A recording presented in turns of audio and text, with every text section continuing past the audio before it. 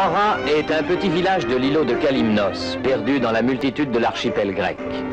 Les hommes qui y vivent sont les derniers pêcheurs d'éponges du monde, qui, une fois par an, partent au large des côtes de Tripoli. Et pendant 6 mois d'absence, Chora ne sera plus qu'un village de femmes et d'enfants qui attendent.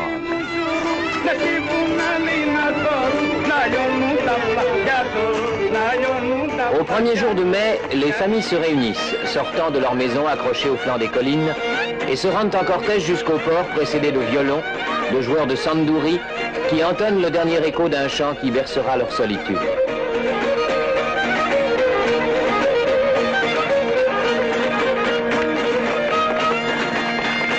Ce jour-là, à la tristesse d'une longue séparation, se mêle, sous le soleil et dans un au revoir multicolore, une traditionnelle gaieté de chants et de danses.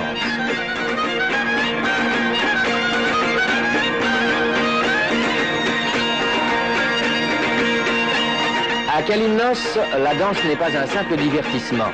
Elle exprime la vie même des habitants, à la fois joyeuse et mélancolique. Elle marque, au-delà des gestes, l'adieu secret d'une mère, d'une femme, pour qui l'attente sera longue et craintive. C'est vers un dangereux métier que s'embarquent ces hommes. En multipliant les plongées, le rapport est en fonction du nombre, la paralysie les guette au bout de quelques années.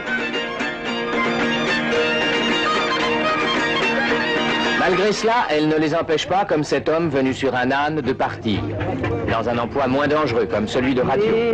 Contre ce danger, et pour que leur pêche soit fructueuse, les popes sont venus bénir la flottille des pêcheurs d'éponges.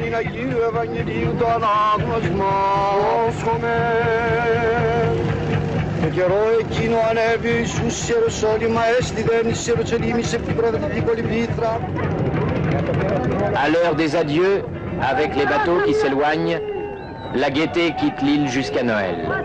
Pour les enfants, pour les épouses restées seules, commence une étrange vie de famille qui deviendra sauvage à force de solitude.